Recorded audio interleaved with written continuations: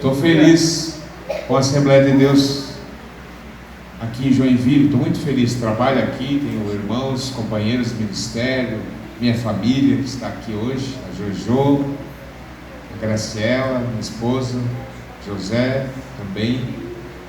Fico feliz de poder estar aqui com os irmãos aqui. Eu tenho uma palavra de Deus para compartilhar com vocês. Deus tem colocado essa palavra no meu coração. Vamos ler. Epístola de Paulo aos Efésios, capítulo 2. Epístola de Paulo aos Efésios, capítulo 2. Obrigado, irmão. Bonito corpo de obreiros aqui também. Uma bênção. Tá de parabéns, sua igreja, companheiro. Tá de parabéns. Carta do apóstolo Paulo aos Efésios, capítulo 2. Todos acharam? Amém. Sempre gosto de esperar até que todos achem. Eu acho importante isso aí, né? Tem pessoas que aqui não, né? Mas em alguns lugares que a gente vê por aí, fala no versículo e tem todo mundo apavorado, procurando, o camarada já está lá lendo. Não custa esperar um pouquinho, né? Todo mundo achou? Amém. Vamos lá. Efésios capítulo 2, versículo de 1 a 10, nós vamos ler. E ele vos deu vida, estando vós mortos nos vossos delitos e pecados, nos quais andastes outrora segundo o curso deste mundo, segundo o príncipe da potestade do ar, do espírito que agora atua nos filhos da desobediência, entre os quais também todos nós outrora andávamos, segundo as inclinações da nossa carne, fazendo a vontade da carne e dos pensamentos, e éramos por natureza filhos da ira, como também os demais. Versículo 4: Mas Deus, sendo rico em misericórdia, por causa do seu grande amor com que nos amou, e estando nós mortos em nossos delitos, nos deu vida juntamente com Cristo. Pela graça sois salvos. E juntamente com Ele nos ressuscitou e nos fez assentar nos lugares celestiais em Cristo Jesus, para mostrar nos séculos vindouros a suprema riqueza da sua graça em bondade para conosco, em Cristo Jesus. Porque pela graça sois salvos mediante a fé, e isto não vem de vós, é dom de Deus, e não de obras, para que ninguém se glorie, pois somos feitura dele, criados em Cristo Jesus para boas obras, as quais de antemão preparou para que andássemos nelas. Podeis tomar assento? Pode manter a tua Bíblia aberta. Vamos fazer uso das Escrituras nesta noite. Glória a Deus. Meus amados irmãos, a carta do apóstolo Paulo aos Efésios nos traz este capítulo maravilhoso, que é um pouco mais extensivo, mas nós vamos nos deter aqui na primeira perícope. E eu dei um título à mensagem desta noite que eu quero compartilhar com os irmãos, que é: da morte à obra-prima, a graça que resgata e constrói. Da morte à obra-prima, a graça que resgata e constrói. O apóstolo Paulo, meus amados irmãos, escreveu aos irmãos em Éfeso, esta cidade que era multicultural e pagã. Quando os irmãos tiverem a oportunidade de lerem o livro de Atos, os irmãos vão verem ali quando Paulo estava naquela cidade. Paulo escreve aos cristãos em Éfeso para fortalecer a sua identidade em Cristo e a unidade da igreja. A igreja de Éfeso foi fundada por Paulo na sua terceira viagem missionária. A cidade de Éfeso era uma grande metrópole na época. aproximadamente 300 mil habitantes. Era uma grande cidade. Quando se fala cidade na Bíblia, ali principalmente nas questões do Novo Testamento, também no Antigo, às vezes eram pequenas vilas. Então, se tinha 300 mil habitantes, era uma grande metrópole. E Paulo ficou ali 3 anos naquela cidade. E é curioso que Paulo não tinha os recursos de que nós dispomos hoje. Várias traduções, né, de Bíblia, mídia, internet, inteligência artificial, enfim, rádio. Não dispunha destes recursos, mas mesmo assim, nesta cidade em que ele passou 3 anos, uma cidade extremamente idólatra, que hospedava o templo da Diana dos Efésios, 4 vezes maior do que o Partenon de Atenas. Nesta cidade, considerada uma das 7 maravilhas do mundo antigo, uma cidade que comercializava os lixos, os santinhos do templo da deusa Diana como seu principal produto, seu principal souvenir, o comércio. Uma cidade não somente idólatra, mas marcada pelo ocultismo, pela magia. O apóstolo Paulo, meus amados irmãos, nestes 3 anos ele faz recuar a idolatria, ele faz entrar em colapso o ocultismo. Pessoas se convertem queimando seus livros em praça pública. A palavra de Deus prevaleceu na cidade. E a partir de Éfeso, Paulo vai plantando igrejas nas outras cidades da província da Ásia Menor, como Esmirna, Sardes, Tiatira, Filadélfia, Colosso, entre outras. Na verdade, houve ali um grande avivamento espiritual. Glória a Deus. A única forma de explicar esta intervenção é aplicá-la, é direcioná-la ao nosso Deus.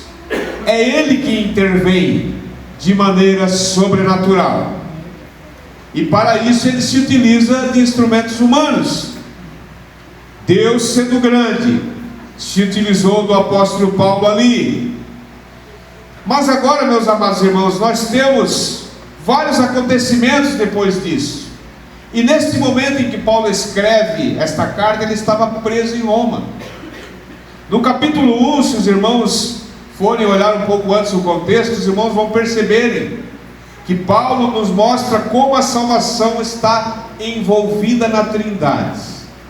Eu sempre digo aos meus alunos da IPOS que a Trindade é uma das principais, se não a principal e distintiva doutrina do cristianismo. É importante entendermos a Trindade, ou pelo menos nos aplicarmos a entender o seu conceito. E Paulo ali, no capítulo 1 ainda, um pouco antes desse capítulo que nós lemos, ele mostra como o Pai planeja as coisas. O Pai vai planejando, o Filho vai executando, e o Espírito Santo aplicando a obra da redenção. Este é o grande plano eterno de Deus: a eleição, a redenção e o selo do Espírito Santo. Glória a Deus. Meus amados irmãos, a obra completa de Deus na salvação inclui o resgate, a transformação e o propósito. Glória a Deus. Deus não apenas nos tira do poço do pecado, mas nos veste de dignidade e nos faz agentes da sua glória. Mas agora, meus amados, minhas amadas irmãs, ele conta este plano que se torna uma realidade histórica na nossa vida. O plano de Deus não é algo subjetivo, não é algo que fica apenas como se fosse um faz de conta. Ele é um plano histórico, e nós, embora muitos pensem que são os atores principais desse enredo divino, nós somos coadjuvantes, divinamente convidados para fazer parte deste projeto de Deus, o reino de Deus. Glória a Jesus. E aqui neste texto eu encontrei pelo menos 4 verdades sublimes, maravilhosas, neste texto. A primeira verdade é que o pecado, ele trabalha contra nós. A segunda verdade é que Deus trabalha por nós. A terceira verdade é que Deus trabalha em nós. E a quarta verdade, não menos importante, é que Deus trabalha através de nós.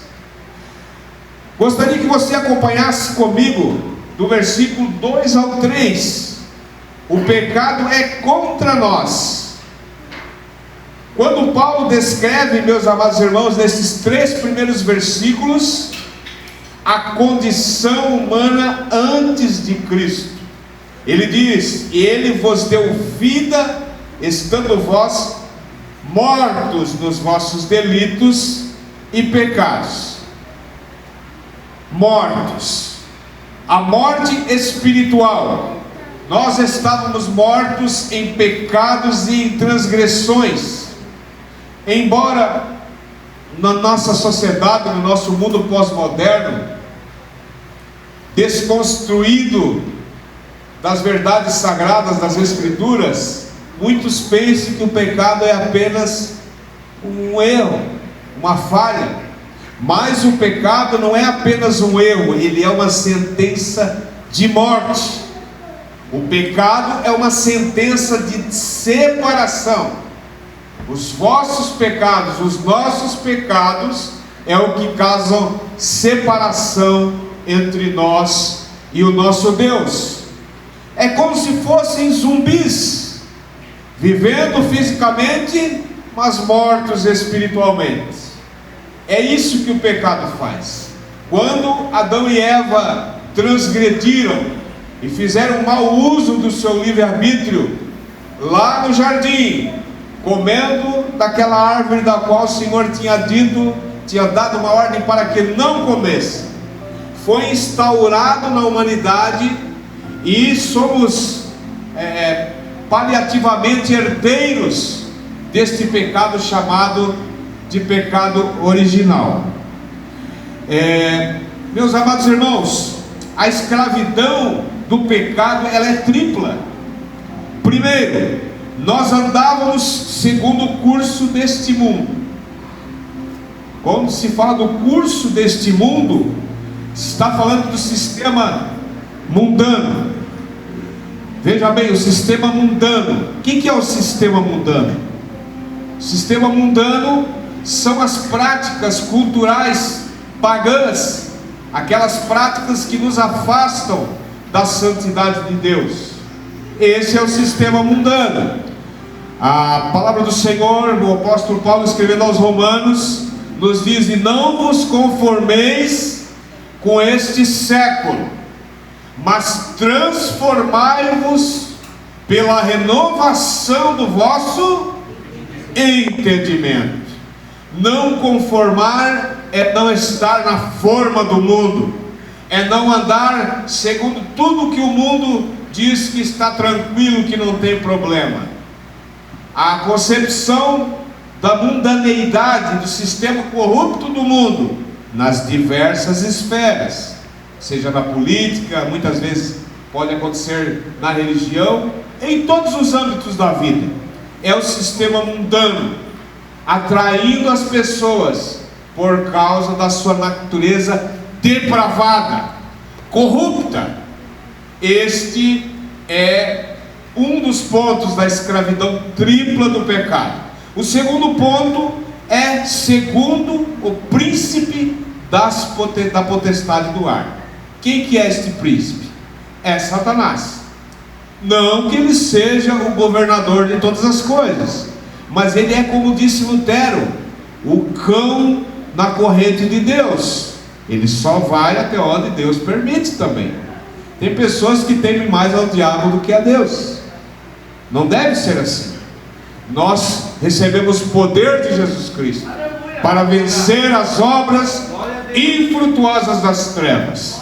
Então, esta escravidão tríplice é o sistema mundano, é a influência demoníaca e é a natureza caída. Cumprindo os desejos da carne, do versículo 2 ao 3 nos diz: nos quais andastes outrora, segundo o curso deste mundo, segundo o príncipe das potestades do ar e do espírito que agora atua nos filhos da desobediência. Se existe desobediência, é porque existem ordens. Tem pessoas que pensam que o evangelho não tem ditames a serem seguidos. Não, o evangelho de Cristo é para gente corajosa. É por isso que Jesus te escolheu, é por isso que Jesus te chamou, para que você vença as influências mundanas, as influências demoníacas e as influências da tua própria carne, do teu próprio coração, porque nós herdamos o pecado de Adão. Amém, irmãos? Então veja bem, o pecado, meus amados irmãos, é necessário falar sobre o pecado. O pecado, ele destrói relacionamentos. Destrói primeiro o nosso relacionamento com Deus, causa uma separação, mas também achei oportuno a palavra pastoral que o Senhor trouxe aqui, que ele causa separação de relacionamentos para com o próximo. Muito importante que o pastor de vocês falou aqui, que nós devemos tomar atenção dobrada como nós estamos nos relacionando com os nossos familiares, que é ali onde começa a igreja, depois com os nossos vizinhos e enfim, lá no trabalho, lá na escola, com boas amizades, né? Diga-me com quem andas e eu direi quem tu és. Poderão andar dois juntos se não estiver de acordo? Não tem como. Então a palavra de Deus, ela vai nos moldando, ela vai nos lapidando para que cheguemos à perfeição, a perfeita varonilidade de quem? De Cristo Jesus, para que sejamos reflexo de Jesus nesta terra, inspirados, conduzidos pelo Espírito Santo. Então a palavra de Deus nos aponta que nós devemos seguir os seus ditames, não as leis cerimoniais do Antigo Testamento, mas as leis do Evangelho. E achei interessante que a leitura também que um dos irmãos leu aqui, dos mandamentos, né? Amar a Deus sobre todas as coisas e ao teu próximo como a ti mesmo. Então, eu pergunto a você, você já percebeu como o pecado promete vida, mas só entrega a morte? As satisfações da carne, elas prometem alívio instantâneo, prometem prazer instantâneo, mas só trazem desgraça, afastamento de Deus, afastamento da família, afastamento da igreja, afastamento das coisas celestiais. Mas eu tenho uma boa notícia. Eu sempre digo aos meus amigos, quando vou evangelizar, que quando vou evangelizar é necessário primeiro mostrar a boa notícia. Porque veja bem, um exemplo simples: a pessoa que recebe a notícia que foi fazer um exame e foi curada de câncer, aquela notícia se tornou uma notícia esplendorosa, mas porque ela tinha câncer, e ela tomou conhecimento do seu câncer, fez os exames que tem que ser feitos, né? Muitas vezes alguns passam por momentos difíceis, radioterapia, quimioterapia, e daí de repente surge o laudo, não tem mais nada. Que boa notícia! Então eu falei da parte ruim primeiro tem que falar da parte ruim. Evangelho só é boa nova se soubermos das nossas limitações como pecadores. Quem é pecador aqui? Levante a mão. Todos nós, né? Mas agora a boa notícia. Primeiro falamos o que o pecado faz contra nós. Agora vamos dizer o que o pecado o que Deus fez e faz por nós. No versículo 4 a seguir, acompanhem comigo. Mas Deus, sendo rico em misericórdia, uma palavra bem pequenininha ali, mas, uma ruptura daquela parte anterior para essa. É uma conjunção adversativa, se fala na língua portuguesa. Tem algum professor de português aqui para me corrigir? Acho que é isso aí mesmo. Então diz assim, porém, todas aquelas coisas ali, porém, Deus sendo rico em misericórdia, Ele, por causa do seu grande amor, da sua misericórdia com que nos amou, e estando nós vivos, mortos em nossos delitos, nos deu vida juntamente com Cristo. Pela graça sois salvos. Repitam comigo: pela graça sois salvos. Glória a Deus. A motivação, meus amados irmãos, desta intervenção divina é a iniciativa de Deus. O morto não tem possibilidade de reação nenhuma, mas Deus, pelo seu grande amor, desperta em nós isso que vem, e a fé vem por ouvir, e ouvir da palavra de Deus. Tem pessoas que não gostam muito deste livro, não entendem que este livro foi o livro que o Supremo Criador nos deu, não tem intimidade com o livro. Muitos antigamente eram chamados, como nós, o povo do livro. Hoje já não dá para dizer mais isso. As atividades do dia a dia começam a ficar tão exaustivas, com tantas coisas, na era do imediatismo, que a pessoa é capaz de fazer a tal da bibliomância, né? Eu fazia lá no começo da minha fé. A gente não entende, né? Abri a Bíblia em qualquer lugar ali, e daí Deus estava falando comigo. Não faz um estudo adequado das Sagradas Escrituras, não tem disposição de vir nos cultos de doutrina, aprender com os demais irmãos, não vem na escola dominical e depois fica criticando. Não convém que seja assim, mas graças a Deus, que Deus, com seu amor incondicional, que não é um mérito humano, mas Deus, rico em misericórdia, pelo grande amor com que nos amou, a ação é de Deus. Versículo 5: e estando nós mortos em nossos delitos e pecados, nos deu vida juntamente com Cristo. Pela graça sois salvos. E juntamente com Ele nos ressuscitou. Mas espera aí, eu nem sabia que eu estava morto. Nós entendemos pelo texto, é uma morte espiritual, quando o homem está afastado. Tem pessoas que dizem assim: eu quero que Deus me dê tudo que eu mereço. Me dá, Senhor, o que é meu, me dá o que eu mereço.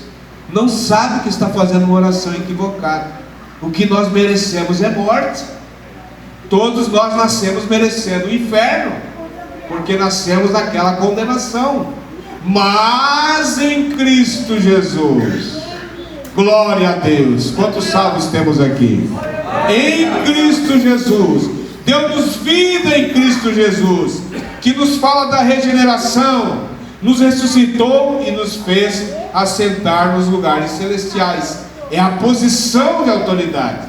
Veja que maravilha, adolescente, que Deus tem feito na tua vida. Ele fez com que você se assentasse nas regiões celestiais com Cristo Jesus. A nossa visão às vezes é tão embotada que nós não conseguimos perceber a grandiosidade das palavras divinas nas Escrituras. Nós estamos aqui nesse momento físico, sentados, ouvindo, compartilhando a palavra, mas já estamos com Cristo. Isso se chama escatologia realizada. Na teologia é outro departamento. O que significa, meus irmãos, que nós já estamos com Cristo e vivemos naquela tensão do já agora e do ainda não. O já agora porque sentimos a sua presença, sentimos o Espírito Santo nos comovendo, interagindo conosco, agindo em nós e agindo para que nós venhamos a dar bons frutos de cristãos que estão se santificando. Ninguém vira santarrão do dia para a noite, não é isso. A santificação é algo progressivo. Não é que a pessoa vai se converter hoje e amanhã é um santo que não pega mais. Tem alguns que acham que é assim, que se colocam como se fosse mais santo que o seu irmão. Ninguém é santo totalmente, mas somos santificados e estamos na santificação progressivamente, até que chegamos à medida perfeita do varão perfeito, que é Cristo Jesus.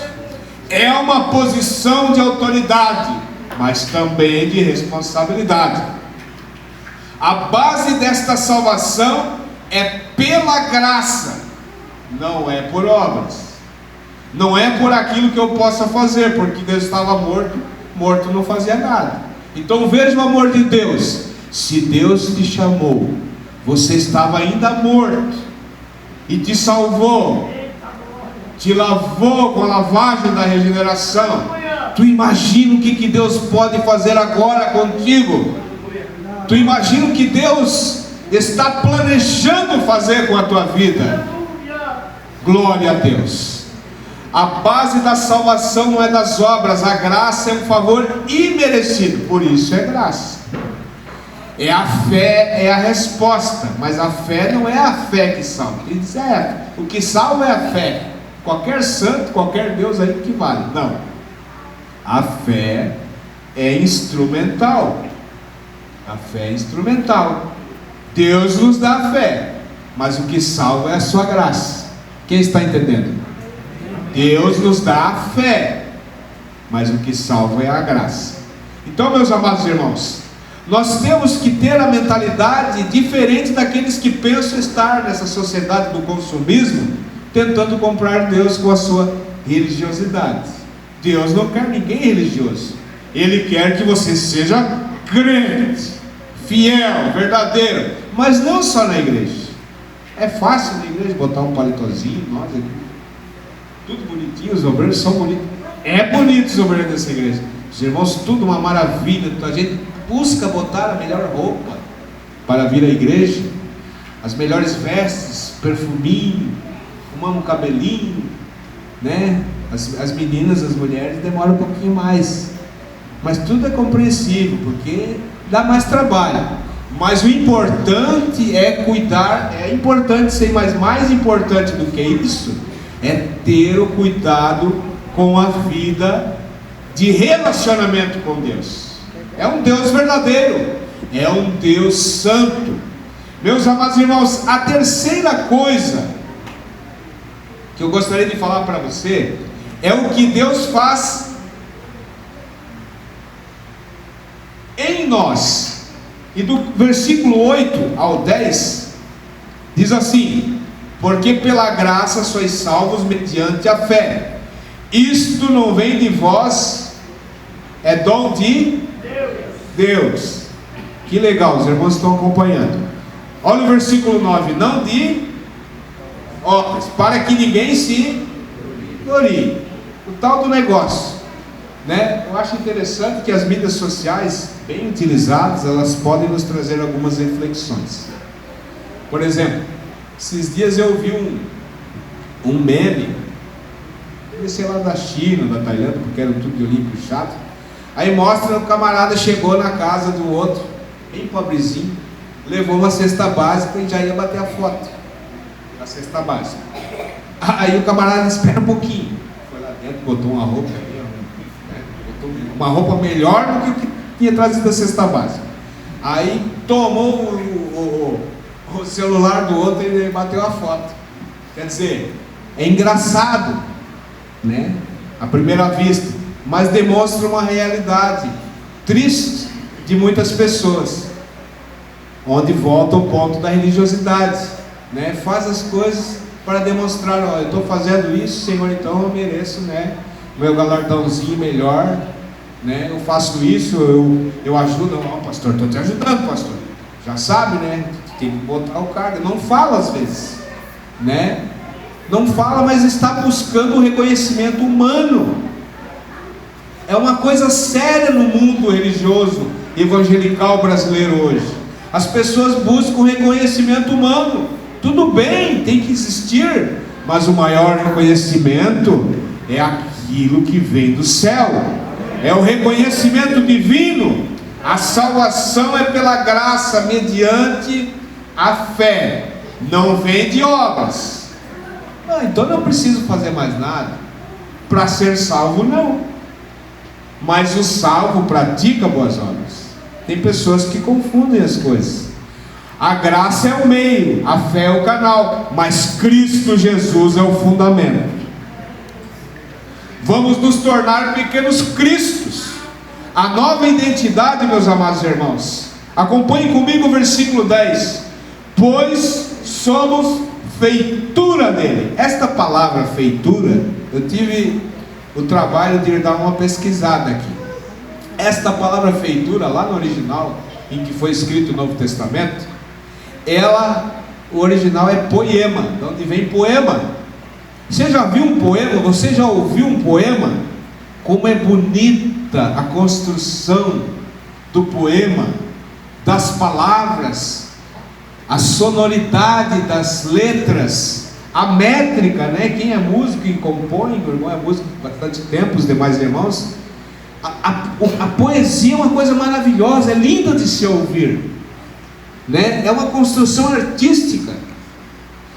Deus, olhe bem, pois somos feitura, somos poema de Deus. Você parou para entender isso nesse momento? Deus, você é um poema de Deus nesta terra, e está em construção. Deus está fazendo poesia com a tua vida. Talvez você pense que o negócio acabou, que as coisas não estão andando. Calma, Deus está trabalhando da melhor forma, com a sua pena, escrevendo a sua história da melhor forma possível, para que você seja agradável a Ele e seja aquele irmão, aquela irmã, aquele crente que venha trabalhar juntamente com a igreja para a construção, para a influência nesta sociedade tão terrível que nós vivemos hoje. Você é obra-prima de Deus, você é a arte divina. Nós somos feitura de Deus, criados para as boas obras. A salvação não é por obras, isto ficou claro, mas para as obras, não é por obras. São palavras pequenininhas às vezes que passamos tão rápido, né? Vou ler para dizer que eu fechei a minha leitura de hoje da Bíblia, né, dos devocionais que fizemos, e às vezes uma palavra você viu ali antes, mas, e agora ao invés de por obras, para as obras. Você não é um erro de Deus, meu irmão. Talvez você esteja aí no teu banco, você pensando, poxa, eu sou um erro de Deus? Será? Não, você não é um erro de Deus. Deus te criou para um grande propósito. Você é poema de Deus. E qual é o desafio para isso? O desafio é você passar a meditar a partir de agora. De que área de sua vida Deus quer refinar para revelar a sua glória? Qual é a área da minha vida que Deus está utilizando das lutas, tribulações, permitindo determinadas situações, determinados ambientes em que você não está acostumado, seja na vivência do dia a dia, às vezes nas vidas sociais? Deus está te testando, está te provando, para te aprovar para toda boa obra, para a glória do seu nome. Glória a Jesus. E por fim, o que Deus faz através de nós. Versículo 10. Pois somos feitura dele, criados em Cristo Jesus para as boas obras, as quais de antemão, então ele já preparou estas obras para que andássemos nelas. O bom caminho, como diz lá o salmista no Salmo 1, Bem-aventurado o varão que não anda segundo o conselho dos ímpios, não se detém no caminho dos pecadores, não está na roda dos escarnecedores, antes tem o seu prazer na lei do Senhor, e na sua lei medita de dia e de noite, pois será como árvore plantada junto aos ribeiros de águas, que dá a sua fruta na estação própria. Glória a Deus. Deus tem um propósito específico para a igreja dos Hebreus, que é influenciar este bairro, que é influenciar esta sociedade positivamente, e só tende a avançar a cada dia, em nome de Jesus. O propósito, meus irmãos, é individual. Primeiro, é individual. O negócio é contigo. Deus está te chamando, como diz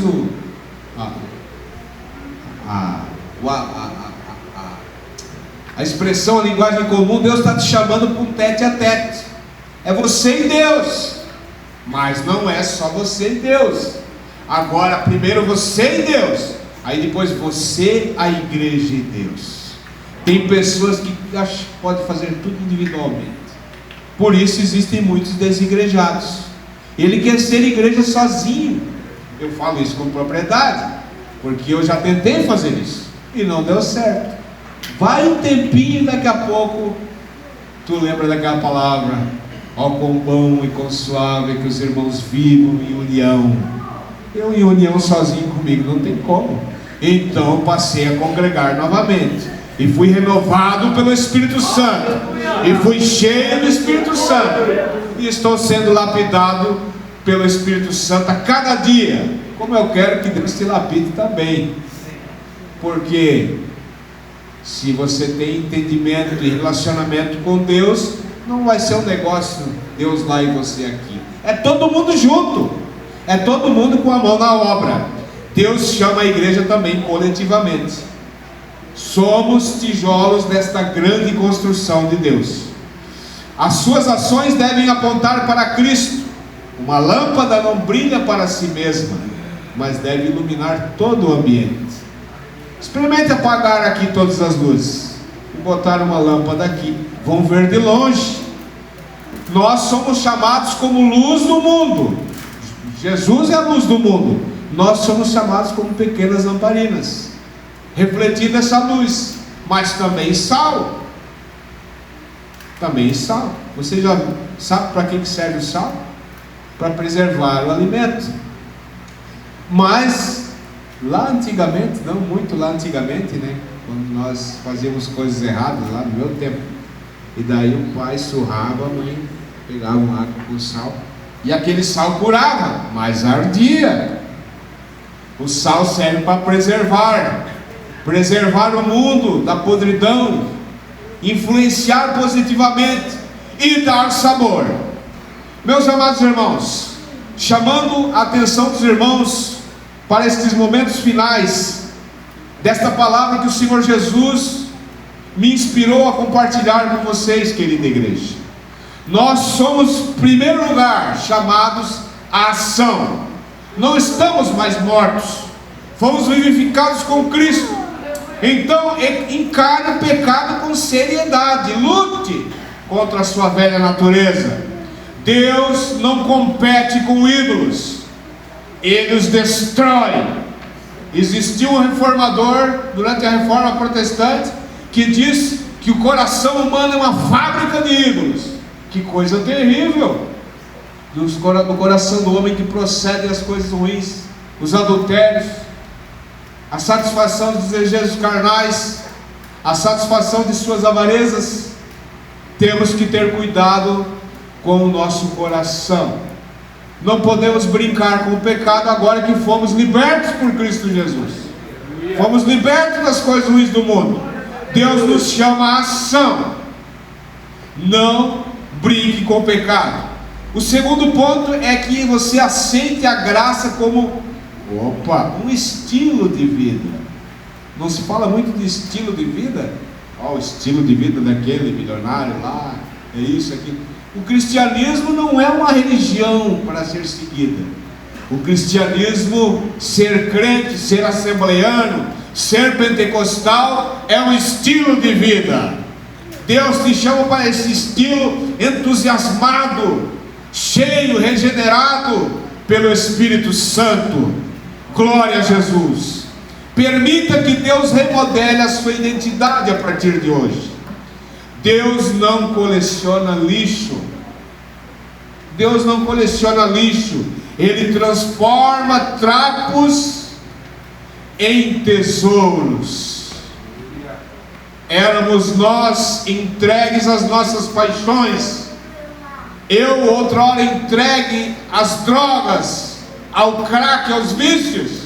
Mas Deus nos resgatou com braço forte, com mão forte, e tem transformado as nossas vidas e nos enchido do Espírito Santo para a glória do seu nome. Viva como uma obra-prima de Deus em ação, não somente em palavras, mas agindo, se movimentando nas atividades da igreja, ajudando o vosso pastor nesta obra tão gloriosa. É o Espírito Santo de Deus que te chamou para esta grande obra. Você não foi salvo para ser um enfeite, você foi salvo para ser uma ferramenta nas mãos de Deus. Glória a Jesus, aleluia, glória a Deus. Você imagine só, existiu um dos artistas da Renascença, não lembro se era bem da Renascença, um dele que fez uma escultura maravilhosa em mármore lá. Eu estava tentando lembrar, mas não consegui lembrar, não deu tempo. E diz que ele olhou para aquela obra, aquela pedra bruta, e diz que ele já, perguntaram para ele o que ele vê ali. Ele disse, não, eu já tinha visto, depois que esculpiu, ele disse, não, eu já tinha visto antes. Assim Deus faz com a nossa vida. Pega aquela pedra bruta e vai tirando as rebarbas do seu jeito. Não é do meu jeito, é do jeito de Deus, é segundo a sua vontade, é segundo a sua benevolência, é segundo o seu beneplácito.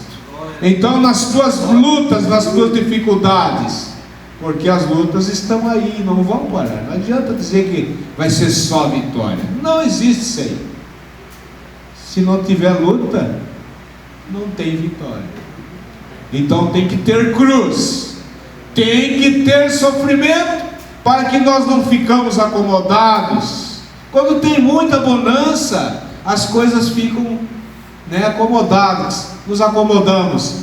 Deus está movimentando com a tua mente nesta noite, não somente com o teu coração, para que você produza grandes obras para Deus, seja usado por Ele.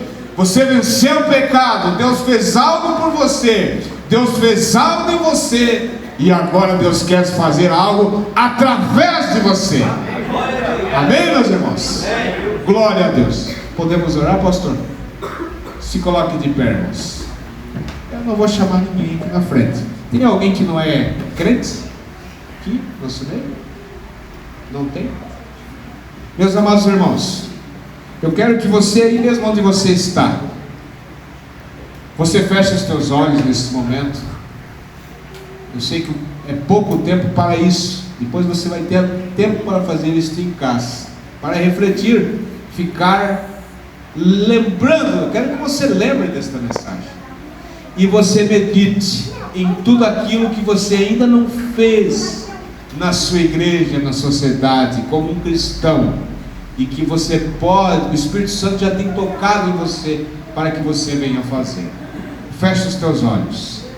Amado Deus e eterno Pai, estamos aqui reunidos como igreja, como uma comunidade